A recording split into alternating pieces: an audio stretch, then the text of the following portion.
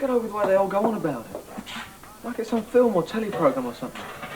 Yeah, well, they didn't really know him, a lot of them, did they? Yeah, but some of them did. You know Trevor? He even tried to make out he'd won the sweepstake. Yeah, well, Trevor Cleaver, what do you expect? I know, but he could have waited a bit. What are you going to do about the sweepstake? Don't know, I hadn't thought about it, really. Give them their money back, I suppose. At my sister's school, when a girl died, he planted a tree for her. Yeah? We could use the sweepstake money for that. A tree? Don't know that Danny was into trees very much. Yeah, well, what else could we get? A bench? Like these the old crumblies in the park. No, let's stick to a tree. Providing everyone agrees. Are you going to make your sandwich? No, I can't face it. Do you mind if I do?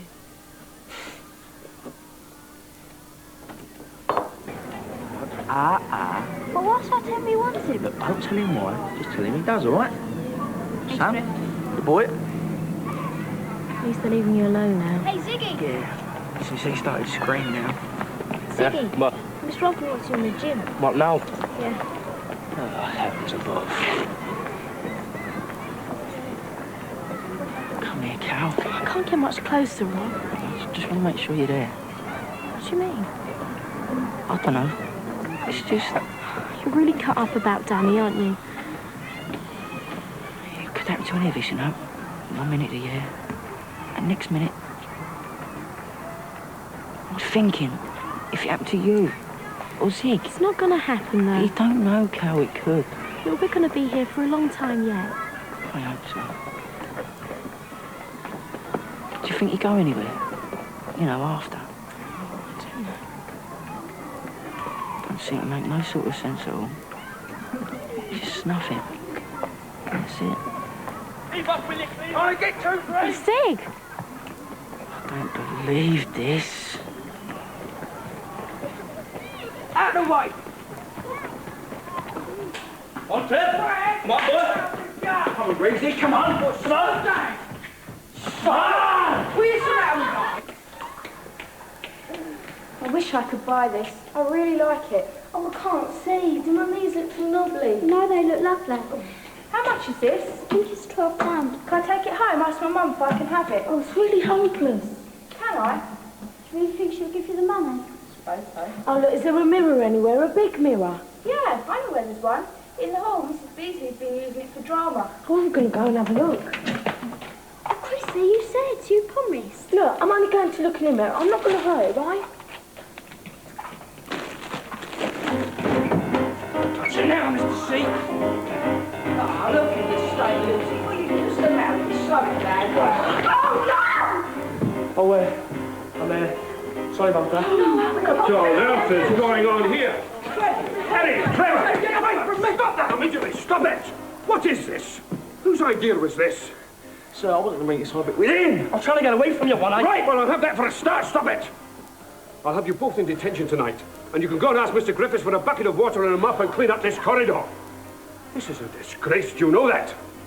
What sort of an example are you setting the younger ones? Don't wet it. Whatever you do, don't wet it. Yeah, but my mum says you should. And everything's got to stand on it. She puts it straight in cold water. Look, do you want me to get it out for you? Can you? Well, my mum can. She works in the dry cleaners. Can she get it outside, don't show it off? Yeah, easy. Should we let her try? I don't know. What are we going to do about sending them back? Well, we can't send them back with this all over it, can we? How long's she going to take? Well, I could bring it back the day after tomorrow. Well, then we're laughing because we've got 7 days. So shall I take them then? Yeah, go on. Bye. Bye. I hope she brings them back. Of course she will. And anyway, we've got nothing to lose. So what are we going to do about this stuff? We'll wait till she brings that back and send it all at once. See you later, Josh. See you later. See you later. You Justine Dean? Yeah, why? Miss Booth said, can you go to Mrs. McCluskey's office straight away? McCluskey? What for? Oh, Justine, what you been up to? I just don't think I could face a whole week away with him. Well, no need to tell you the trip will be in jeopardy if you decide to drop out. I know, but the way I feel at the moment, I understand. Come in. Justine Dean. Ah, Justine, come in. Sit down. No need to look so frightened. You haven't done anything wrong. At least, not as far as we know. About your friend Terence. Yeah. Do you know where he is? No, miss. Are you sure? He's in care, isn't he, miss? When did you last see him? A couple of days ago. Why, something happened to him? No, don't panic. It's just that Terence's father disappeared a week ago. That's why Terence had to go into care. But now he's disappeared and no one knows where he is. He didn't say anything to you? No, miss. Do you know anywhere where he might have gone? Well, if he should telephone you or contact you in any way, will you please let us know? Yes, miss. We'll have to stay in care. Well, he will if there's no one at home to look after him. It's not such a bad thing. Terence is too young to manage on his own. And we don't want any terrible disasters happening to him, do we? No, miss. All right, Justine. Thank you. And if you should hear from him, please let us know. It really is important. Yes, miss. Yes? Speaking. Oh, hello, Constable Drew. Jessica? Tracy? Anne?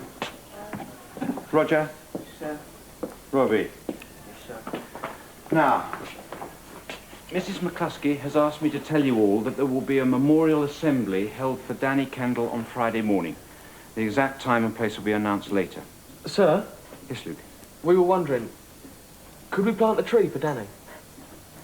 Well, that sounds like a nice idea. Do you want to organise a collection? Hello, we've got the money, sir. Good. You better talk to Mrs. McCluskey about what sort of tree might be suitable. Sir, what happens if you ain't contributed yet? What? Well, I'd like to put something towards a tree. I'm sure you can. Look, just explained, haven't I? We've got enough, all right? Well, why not have a word with Miss Booth? I know she was thinking of organising a collection. I think she thought some new easels might be a nice idea. Something to remember him by. OK, off we go.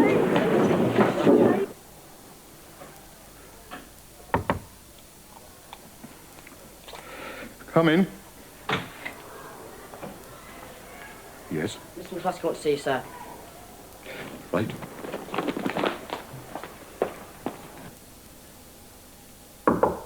Come in. Come in, sit down.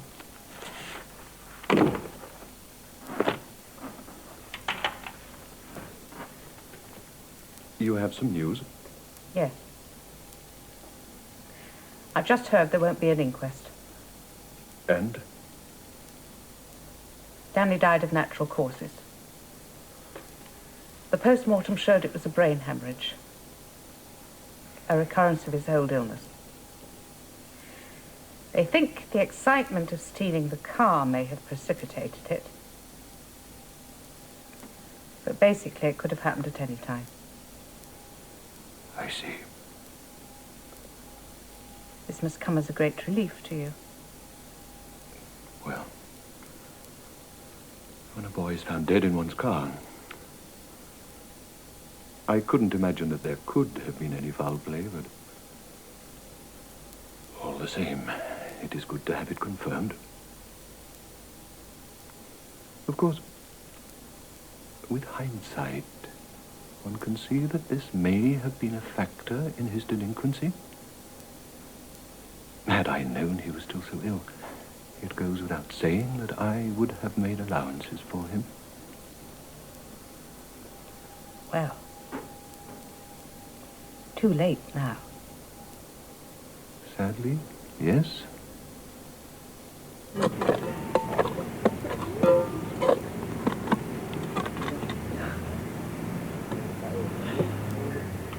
What does it say? In memory of Danny Kendall, a sometime pupil of this school, born 8th of January 1973 and died the 22nd of January 1989. Like the sometime. Oh no, here comes his mum. I didn't know she was coming. I'm gonna cry if I have to say it in front of his mum.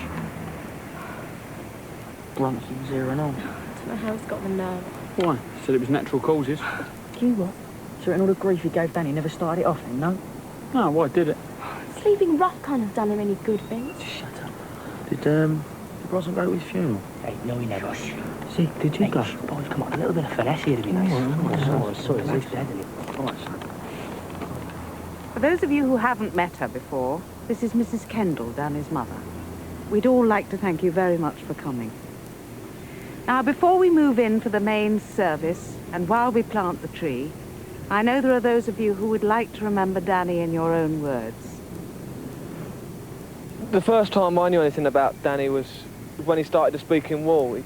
I think it was one of the times when Mrs. McCluskey wasn't too keen on the school magazine, and he decided to do a mural.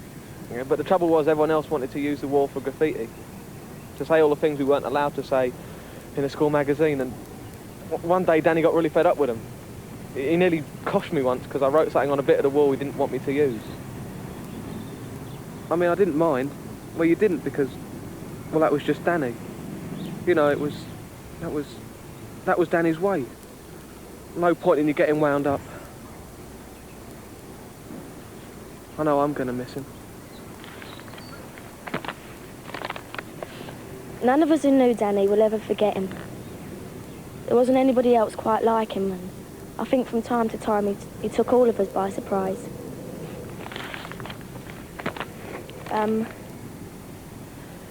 But there were 2 times in particular I remember him. The first was that message he recorded when he was really ill for the first day of Radio Grange Hill. And the second was last year, when we did the hip-hop. He did that brilliant mural